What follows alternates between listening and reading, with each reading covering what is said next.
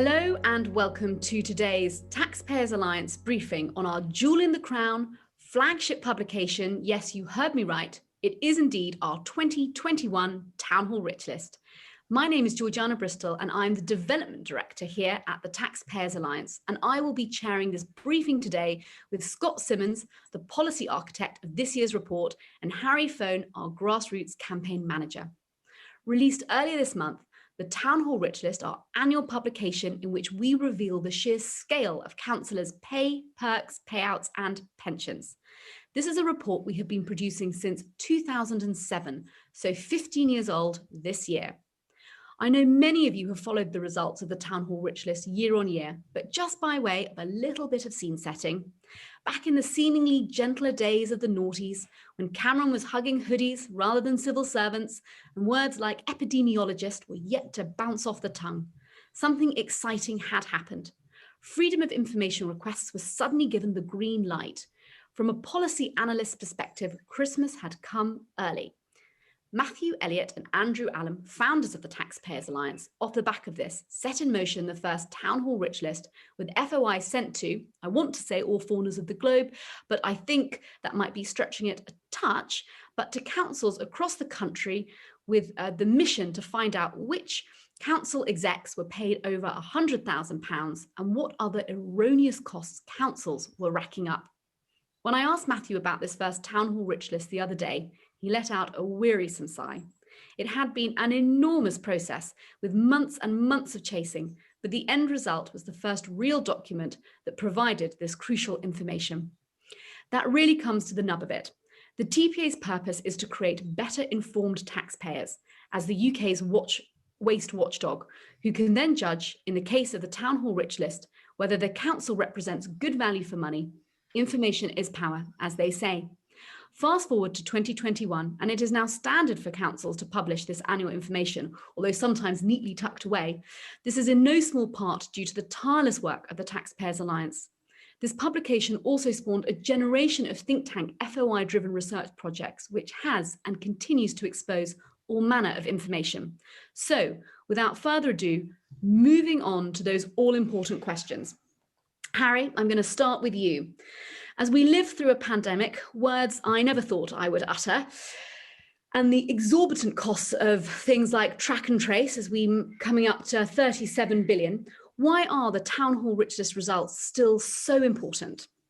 Well, thank you, George. I think this is my third or fourth year now of Town Hall Rich List, and it really is quite staggering how many council employees are paid or remunerated, I should say, over £100,000. I mean, you mentioned the pandemic. It's hard not to, of course, but we even despite all that's happened, residents this year have faced another year of inflation-busting council tax rises. You know, we've seen the average increase in England has been about 4.4%. So typically, you're talking around £100 increase on a Band D bill. So much so now that the average Band D bill is £1,900 in England. A third of councils are charging over £2,000 for a Band D bill. And I've done some back of the envelope calculations. If that trend continues into next year, you're going to be looking at 2/3 of councils charging over £2,000 for a Band D property. And these massive increases, 4%, 5%, these have come at a time when inflation is relatively low in this country. It's been something like 0.4%, 1%, very low. So these rises are outpacing inflation. And I think what the Town Hall Rich List does is it's shining a light on town hall bosses who've got it right and those that haven't. For example, if it's the case that a council somewhere had, 10 bosses all earning over £200,000, but they were delivering fantastic frontline services, they were keeping council tax low, they were eradicating wasteful spending, I don't have a problem with that. The problem is those examples are too few and far between. What we tend to see on a typical basis is councils that aren't getting it right, they're moaning that, oh, we haven't got enough money because it's been cut by the central government. But then we find countless examples of them wasting money on pet projects left, right and centre. So as I'm sure many people watching will agree with, council tax is one of the most unpopular taxes going. It's we can probably come on to this later, that it's in need of huge overhaul, but I think it's only second in the most hated tax, the TV license fee. So it's something. Exactly. So this is a great opportunity for people to see how their council what they're doing with your tax money, basically. You know, are they putting it into frontline services, or is it going into the pay packets of town hall bosses? Yeah, because we recently did some polling, didn't we? Or had some polling done for us, which showed that council tax is just the most hated of all hated things, essentially. I'm sure it's obviously put in a more eloquent fashion than that. Well, yeah, absolutely, and you know, it's, as I say, only second to the license fee. But what also came of that, out of that polling, was that people, you know, wanted a freeze on council tax. They didn't want these inflation-busting rises, and one of the ways they suggested to help, you know, make that possible was to freeze or cut the salaries of top council bosses. As my colleague Joe found out yesterday, Scott, who will come to shortly, I'm sure, he added up all the cost of this remuneration, and it comes to £380 million.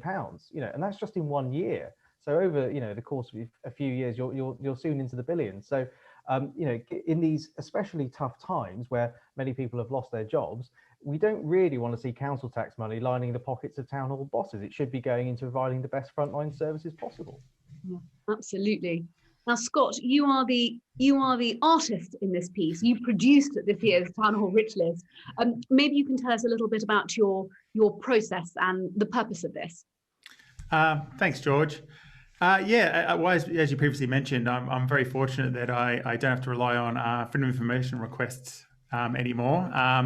But still, it is very labour intensive. Having to visit every council's webpage. So basically, you have to go to every council's webpage and download their annual accounts, and then it's over 400. So it does take quite a long time, and then you have to basically sift through the information and extract all the people that are earning over £100,000, which is not necessarily an easy thing to do because some councils, particularly in Scotland, do actually include the taxes in a separate part of their document. So it does take quite a long time to accumulate all this. And basically it very eye at kind of noticing how good they kind of hide it away and find it on those council websites. Yeah. Well, it's quite interesting. Scotland sort of tuck it away, and Northern Ireland don't actually publish the tax, the pension. You have to calculate that yourself. So it is does take quite a long time, but it is very rewarding. You do get to you do end up with a document that you are able to then look at your local council and then compare either to the neighbouring council or indeed councils around the country. And it's all in one document. So it is quite satisfying when you do get finished. I know, because it's extraordinary to think that before 2007, just that information just wasn't there. You know, you take for granted now that, that information is so readily available, and obviously that's a sort of real legacy of the Town Hall Rich List and reports like it. Scott, question for you, although Harry, do jump in as well. So over the years, maybe you can just give us a sense of how the Town Hall Rich List has compared. I mean, obviously, as I mentioned before, it started in 2007, so it's been going on for a long time, and so we've got presumably quite a lot of examples we can pull over that period. Yeah, well, as you say, it is quite amazing that for the first 8 years they had to do this by free information. But this year we saw the highest in 6 years. So the total number of people earning over 100,000 was over 2,800 people. 2,802 people actually earn over £100,000 the last calendar year or financial year. So it is quite high, and the people earning over 150,000 is actually at a 9-year high. So 693 people are earning over 150,000 pounds, which is comparable to the PM. So we have it's just amazing that people are getting paid such high amounts. Do you have any ideas why it's so particularly high this year? Out of interest, just to Scott and Harry, any general thoughts? I think it's just like everything, the people's wages just keep, especially in the public sector, just keep going up every year, and there's no sort of public recourse, rather than it's councillors just sort of vote it through, and there's no sort of due diligence potentially. Yeah, sorry, I mean, one thing that hasn't changed is you're seeing these huge loss of office payments as well.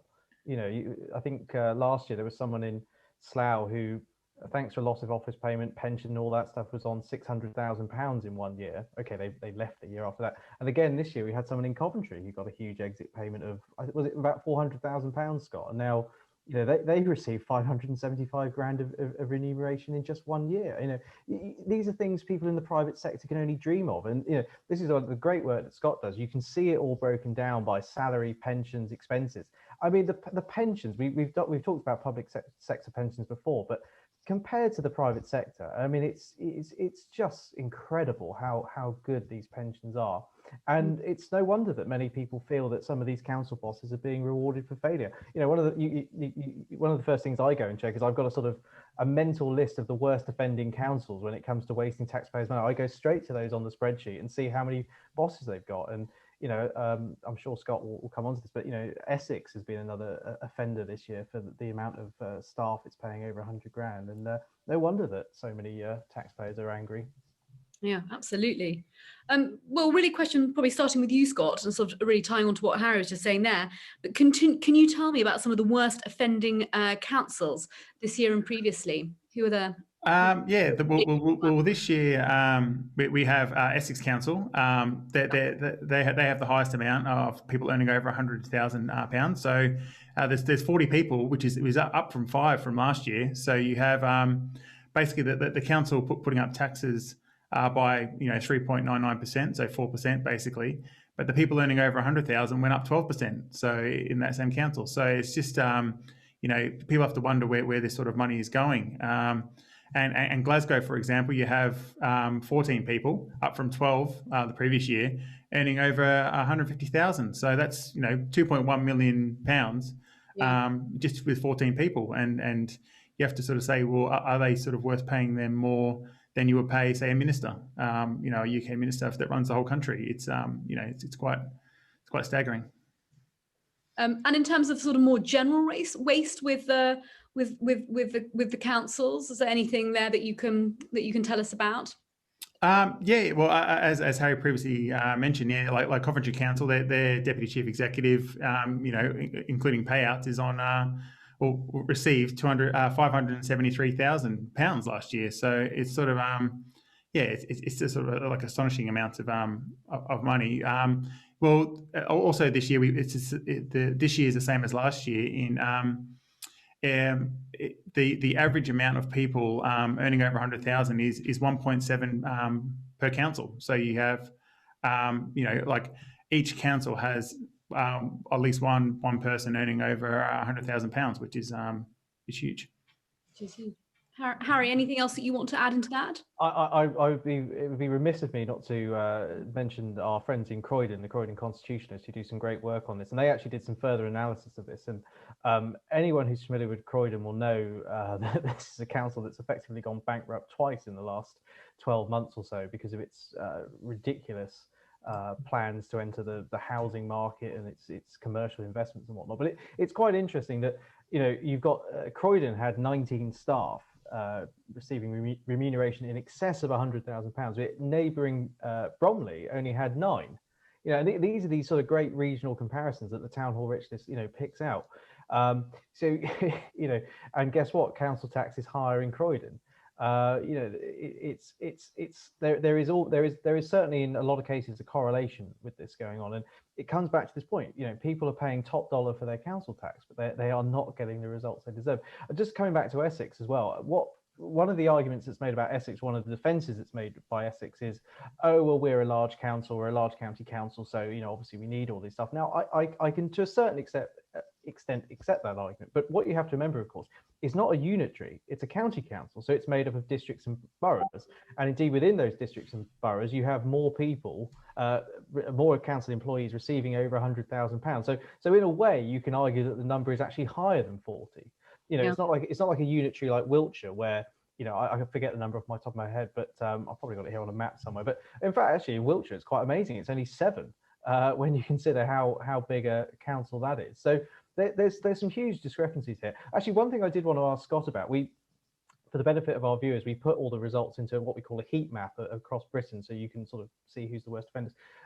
Scott mentioned the painstaking process of having to get all this data. there's some grey areas on the map, Scott, and this is where councils didn't supply the data. What happened there? Why were they unable to get the data? Is it down to incompetence or poor timing or what?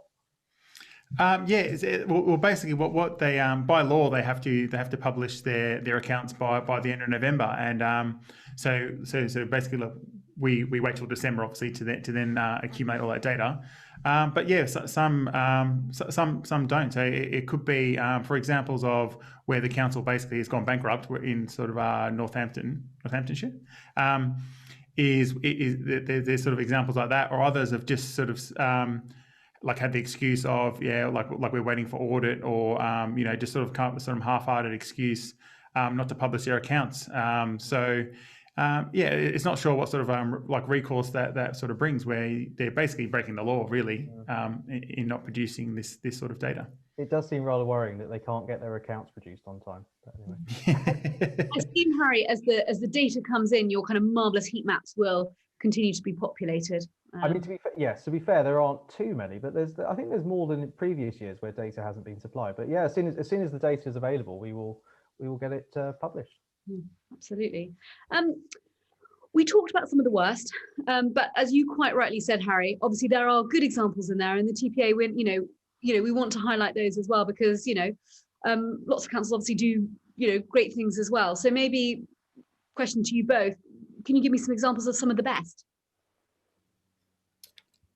Okay. Well, look, as we've been discussing, and Harry's previously mentioned, that there are some that actually share staff, which is actually quite good examples of where there is that sort of effort to potentially cut waste or cut, doubling up on positions. You have sort of like Wandsworth in London. Example in London, Wandsworth shares their senior execs with Richmond. So Wandsworth, another example of a council that has quite low tax. But other examples around the country, like in the West Midlands, you have Redditch and West Bromgrove. They share, and Worthing and Adur in the southeast.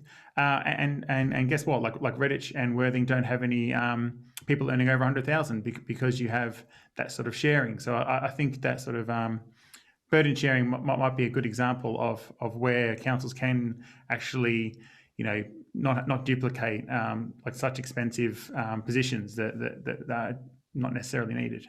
Yeah. Well, out of interest, why have they come together and sort of created more of a hybrid, and why have others not? Is there what are the rules with that? How does that work? I don't know. Harry, Scott, do you know? It's quite interesting. In some cases, it's sort of almost been forced upon them.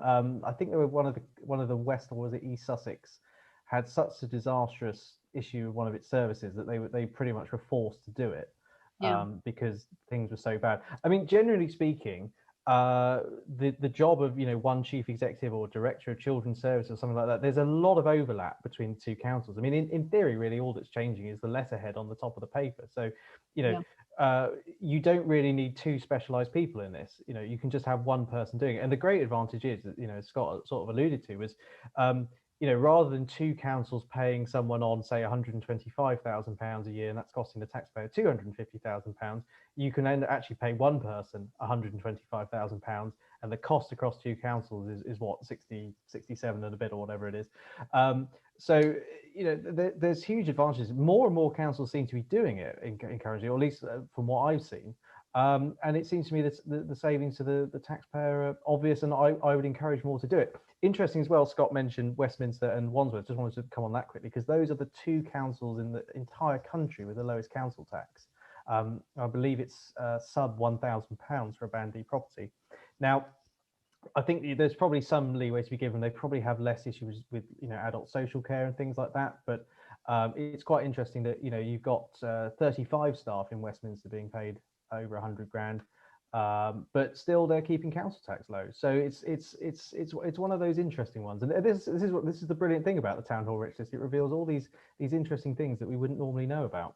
Yeah. Well, and also Wandsworth is an interesting council. Obviously, it's the sort of the steady Eddie legacy, isn't it? And he was kind of started his career still showing what an efficient sort of council executive he was, obviously, before he went off and moved with Boris, both in London and until very recently, number 10. So if you can run a council well, that's a good thing.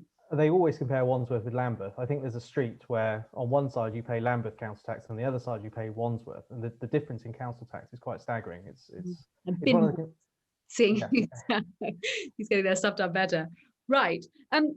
Next question. What positive results have come out of the Town Hall Richness publication? Harry, I'm gonna bounce that one back to you. I think the first thing, first and foremost, is transparency. This data wasn't collated, and we're still the only group that does it. And thanks to the fantastic work of Scott, it very much helps my on the ground grassroots campaigning, because whenever we go and do an action day, which isn't necessarily related to Town Hall Richness, it's probably to do with council profligacy. It's one of the first things we go to is, right, how many staff have they got receiving remuneration over £100,000? Because that often gives you an insight into the way the council's operating. And many people we speak to, and unfortunately we haven't done so for a while now due to the pandemic, but we hope to be back on the road soon. But many people we speak to just have no idea. They're absolutely staggered at these sums of money that are being paid to council bosses. And I must tell the story of, we were going back to Essex again. Actually, I was doing a business expo. The TPA had a stall at a business expo, because the business people are fantastic, and they're very much on board with the message of the TPA. But our TPA stand was placed next to something that Essex County Council was doing. I forget what, I think it might have been tourism or something like that. I mean, I was tempted to FOI what the cost of the stand was, because I knew what I was paying, and but anyway, I got talking to the ladies on the stand, and because we often give merchandise. So I was like, oh, do you want some of ours? And you swap merchandise. And they said, we probably shouldn't be talking to you, but we really love the work the TPA does on your Town Hall Richness, because we had no idea what some of our bosses were getting paid, and some of them are absolutely useless.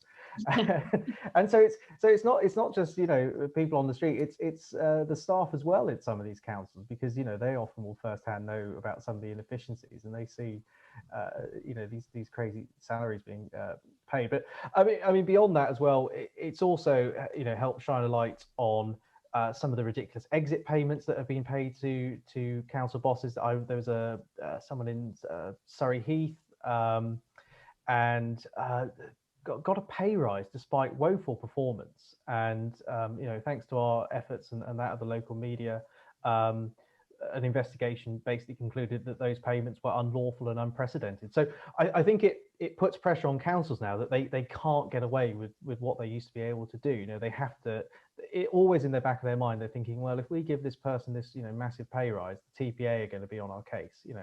And I think this is what it's all about. It's about shining a light, where there is darkness, and holding council's feet to the fire, because it comes back to this point. Council tax keeps going up and up and up every year. There's seemingly no end in sight, and yet councils, for the most part, are not using our money efficiently.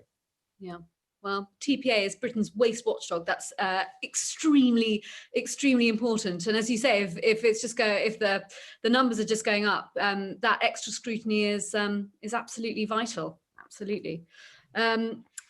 Next question. One of the primary reasons for producing the Town Hall Richness is to look at value for money. Do councils represent good value for money? And is there a correlation with council tax? Scott, maybe you can start with that. Yeah, well, I think most of our supporters will think of that and think, well, is council tax value for money? And would probably think no. And the short answer. Like the short answer is probably no. But as Harry and has alluded to before, like there are some councils that are doing a good job. Like, so you have councils that are trying to that do keep the streets clean and do fill the potholes and do a good job. It's just those little bit those extras that potentially might not be value for money. Like if you look at the combined expenses for this year's Town Hall Richness, it's over £1.2 million. So it's sort of like, okay, you can do your job, but then do you need? I think the highest was 38,000. So like, does someone really need £38,000 worth of expenses really, when other people have none? So it's sort of it's those little things of and that's why the Town Hall Richness is good, I think, where you can sort of look at your local council and say, well, am I getting value for money from my staff and from my council staff? And like if they're being a bit silly with claiming things or claiming really small amounts, like I've seen some where they claim £7 and they're on £100,000. So it's sort of it's just a little silly. It's just silly. It's just silly things like that like even me personally is sort of annoying and sort of, but it's good to be able to find that and to sort of bring that into light and say, well, like, are you providing value for money really, basically? And it's no, sometimes. Well, also, I think that kind of that thing when people are expensing such ridiculous stuff, it just gives you a sense of the mindset within some of these organizations. It's not just it's just seen as sort of government money, whatever, but actually something we always like to say at the Taxpayers Alliance, but it's taxpayers' money, so they should be being super careful with that, and quite right that we're keeping a sharp eye on it. Yeah, exactly. Like I'm not sure what's more frustrating is if someone's claiming £30,000 or someone's claiming 10. It's sort of like the meanness of it. I don't actually know what's worse, but it's just those little things that the town of Richness sort of brings to light and sort of says, well, why are people claiming none? But that's just sort of one area of where, and as we said before, like exit payments, like is it really worth someone getting such huge amounts of exit payments? Like, is that really value for money rather than that money being spent on frontline services? Yeah, absolutely. Harry, anything you'd like to add to that? Well, I mean, in relation with council tax? I mean, yeah, on the sort of correlation point, I think sort of two examples spring to mind. Nottingham City Council, which I believe has 9 employees receiving remuneration over £100,000, that had the highest council tax in the whole country this year at about £2,230 or so. This is also the council that started Robin Hood Energy, which was going to be the publicly owned energy company that would bring low prices, and consumers would have cheap energy and renewable energy and all this stuff. And last count, I think it was at least £40 million, I think, in debt, and that's essentially going to be debt that's picked up by the taxpayer. From what I've read about, the reports into this, that an independent auditor came in. They were warned multiple times that this would not be a good thing to do. In fact, the Section 151 officer was sort of saying, "I don't really think you want to do this," but they ploughed ahead anyway. The chief executive at the time has now gone on to another role, and it's quite interesting having a look at the figures to see what his remuneration was while all this was going on. I'm not saying he's directly responsible, but as chief executive, he must assume some responsibility. Similarly, Liverpool has been in the news in recent weeks because of everything that's been going on with there. What with the mayor being questioned by the police, and now essentially in special measures from the government, they have 14 staff receiving remuneration over £100,000, despite, I think I've said this before, I think it's fair to say again, the shambles that has gone on there. And guess what? Liverpool has the highest council tax in the Northwest. So, I think there's a theme. Well, it does seem to be that way. And, just the other thing I'd just pick up on, Scott mentioned exit payments there. I mean, the TPA has pushed for years and years and years for exit payments to be capped. And people who follow our work will recall that this was indeed introduced. A £95,000 cap took years longer than it should have done, but it was. Albeit for 3 months, when the regulation that was introduced basically wasn't up to scratch. So we're desperately trying to get this reintroduced again, and we're petitioning the government to do so because as we've seen these exit payments of in what are we talking about? The one we mentioned in commentary about 300 almost £400,000.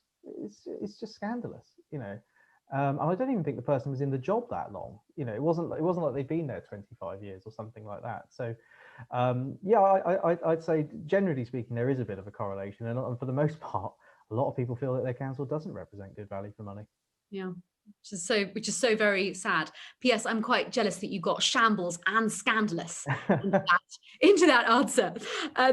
So we want to encourage efficiency in councils, but at present they're given big budgets by central government. They can't go bankrupt. I know we were talking about Croydon. Well, they did go bankrupt, but twice. and they don't have competition. So any comparisons to the private sector are unrealistic. If we want councils to raise their own money with local taxes, as we suggest in the single income tax, at what point would we be more open to higher salaries? Maybe Harry, maybe straight back to you on that. Well, so as I think I alluded to at the start there, the council tax is a very unpopular tax. It's also not a particularly fair tax. It's not based on ability to pay. You have a lot of pensioners who through no fault of their own have ended up in a house that has shot up in value. They're being asked for very big demands every month, but they're pensioners. They're on the earnings of a pensioner. They're not working anymore. So it's particularly unfair on them. And of course, people say, well, they can downsize. Well, then get into stamp duty, and that's another issue that we're fighting on. And then the councils make the argument, okay, yes, there's been a cut in central government funding. That's why we have to keep raising council tax. Well, if you look over the data going back 20, 25 years, even when those cuts in central government funding weren't there, they were still putting up council tax. So those arguments don't quite hold water.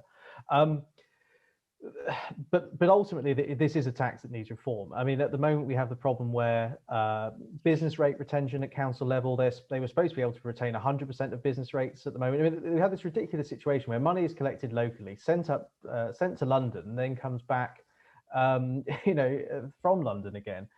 So that would be a good start, 100% retention of business rates. But in the single income tax, we have suggested this idea of having a local income tax to merit as and when it's needed, basically, if there is a particular issue in a local area they need to raise money for.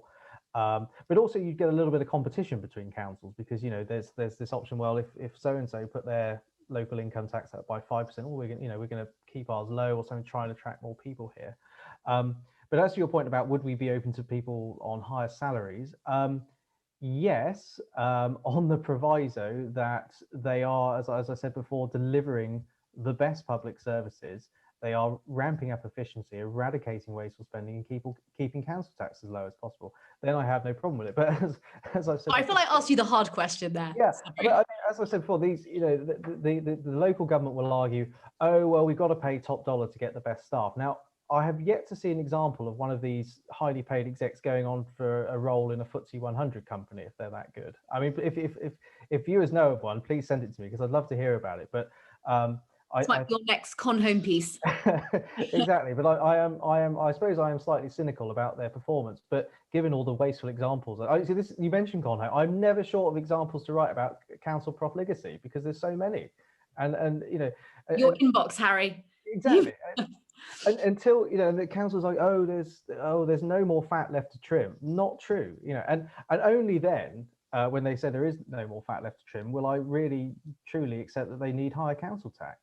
Yeah, so a bit of a way to go, I think it's fair to say. I think we should also talk about non-jobs. Again, that's sort of come into our discussion in part, but some of the highly paid council roles seem pretty dubious at times. Should we be focusing more on highlighting unnecessary roles? Just thinking about moving the town hall rich list sort of on in future years. Scott, maybe any thoughts on that? What have you got any examples of some particularly ridiculous titles that you've come across in your research? Well, I suppose it follows on from what Harry was just saying, but this is sort of it's one of my highlights. It's not, I suppose, not really a highlight, but it's one of those things of as you say, trying to find the most vague job description in the world is quite easy in doing the town hall rich list, because you have like if executive jobs keeps going up every year, you can understand having a chief executive or a deputy chief executive or director of finance. But then, as you go down the list, it just gradually gets more and more, vague, like director of regeneration, director of position. I don't even know what that is. And director of improvement in Greenwich. Like this is sort of vague, wishy-washy job descriptions that, it's ridiculous. Like there's one executive director of supporting people in Camden. That's generally their name, and they're on £198,000. that's an actual legitimate. There's We'll someone. include that into our job titles. I can support people. Great. Yeah, there's someone with a business card that says I'm the executive director of supporting people, and they're on 198,000, and they work at Camden Council. So it's just it's just like you can go on and on. It's but it's sort of a it's very interesting each year that the list continues to grow, and they just get more and more vague. So it's it's just another example of it's just like, I'm just going to make something up, so they're not going to earn £100,000. It just, that's what it seems like sometimes in these councils, where, like as Harry was saying, if you are paying someone high wages who are actually doing an executive job that actually needs doing, rather than something that's sort of made up. Yeah, absolutely. Oh dear, job titles. Sorry, I'm going to be thinking about that afterwards and feeling a little bit seedy. Right. I say this, sorry, Harry, as you sort of wipe some egg off your face, but how do councils tend to react to the Town Hall Rich List? You as our kind of grassroots campaign manager, I mean, obviously not so much at the moment, but I know you're kind of raring to go and get out there as soon as you can. But you normally have hundreds of visits all across the country and talking to people. And at the TPA, we hold you particularly dear because we really see ourselves as yes, we are based in Westminster, but we get around all over the country all the time. And that's sort of really a core part of our DNA. But yes, how do councils react to the Town Hall Rich List? And Scott, tell us about your inbox. Well, I remember once actually we went to Oxford because I think we were doing a Town Hall Rich List action day there. And in fact, that some local, indeed non-job busybodies who were like sort of street monitors or something, told us we couldn't hand out leaflets because we didn't have a license, which I rightly informed them this was England and I didn't need a license. Never mind, there was someone illegally trading literally next to me. They weren't worried about him. He quickly scarpered off as soon as they turned up. But so they try and stop us handing out the information. That's one way. But more broadly than that, the local government association, when they know that Town Hall Rich List has been sent out to the media, they have their own press release ready to go to try and fight back against it. I haven't actually seen one of these documents, but it's my understanding that their broad points are, or the attack lines they give are, if asked by a journo about the figures, tell them the TPA have got the figures wrong, basically. So that ends up with a bit of ping pong where they ring us up, the council say the figures are wrong, and then Scott has to go digging through it and go, well, no, I got these figures off the council website, these are their figures. And then secondly say, well, it's that argument, if we don't pay top dollar, we're not going to get the best people, and and they trot out these lines about we're delivering the best public services and all that, and people who live there know that's simply not true. So they're worried, basically. They know they're being held to account and they don't like it. And it's that old adage: if you have nothing to hide, you shouldn't be frightened of it. But they don't react well, is how I take it as a backhand compliment, essentially.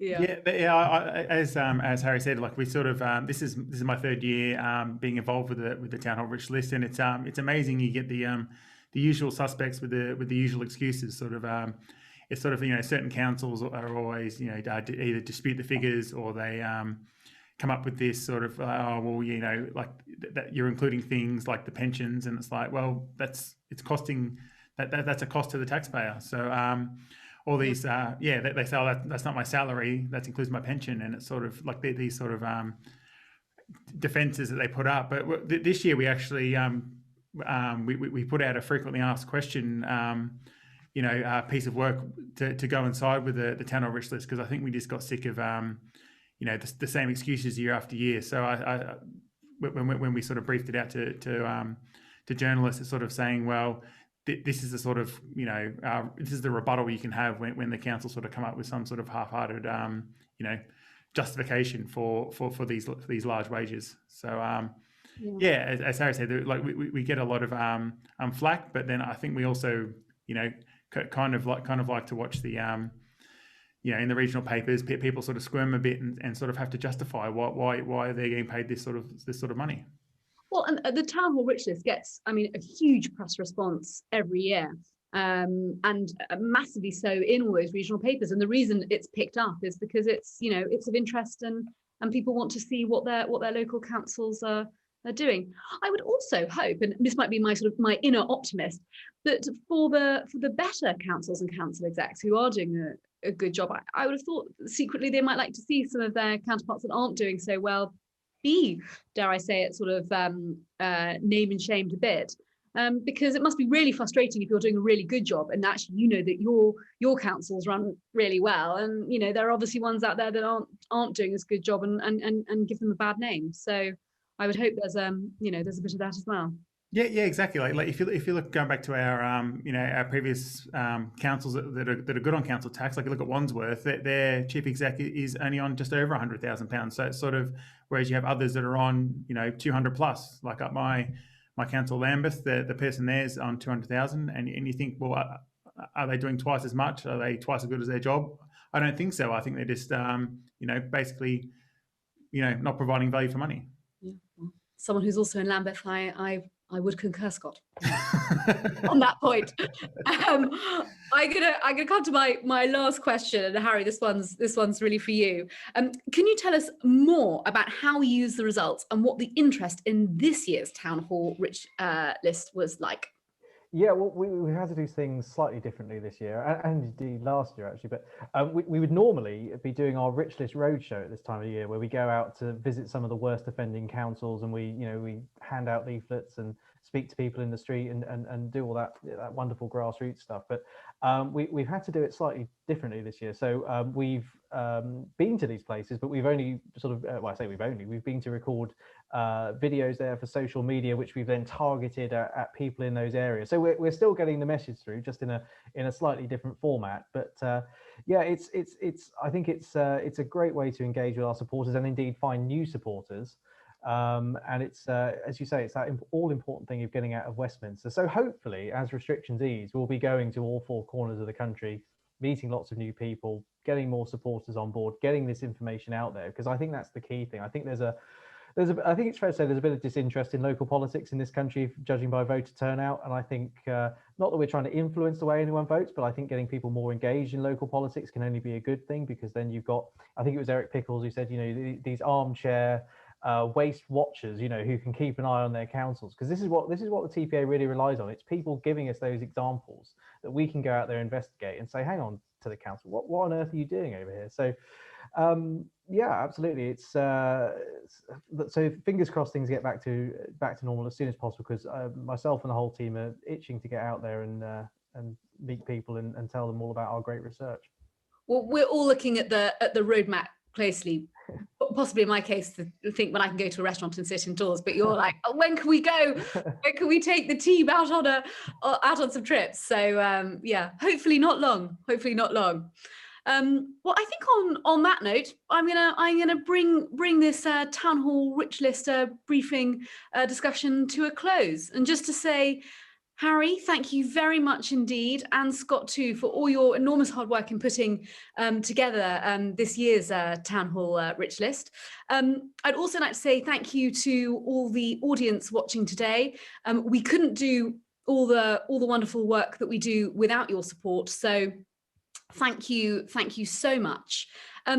On council spend, and I know this was sort of touched on in our comments, Harry, you talked about your regular Con Home article where you shine a light on councils and council execs pay and what they're up to and all the rest of it. So please, if anyone's watching this and has any tips, thoughts, anecdotes about your council or someone you know, please get in touch with the TPA, because I know, Harry, you say you never have, you've always got lots of examples, but we always want more. So that would be fantastic. More generally, in terms of a sort of program of work that the TPA is currently up to, this stream of work we call Follow the Money, which is essentially looking at grants that are distributed from councils to the private and charity sectors. There's going to be quite a lot of work on that this year. So watch this space, and we will definitely be in touch and sending those out. So I hope that you will find those interesting. Finally, do tune in for our next event on council waste. That's on the 27th of May, and you will receive an invitation on that for that soon.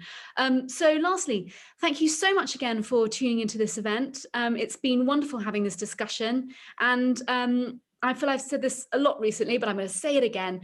Look forward to seeing everyone in person, hopefully soon. Thank you so much. Goodbye.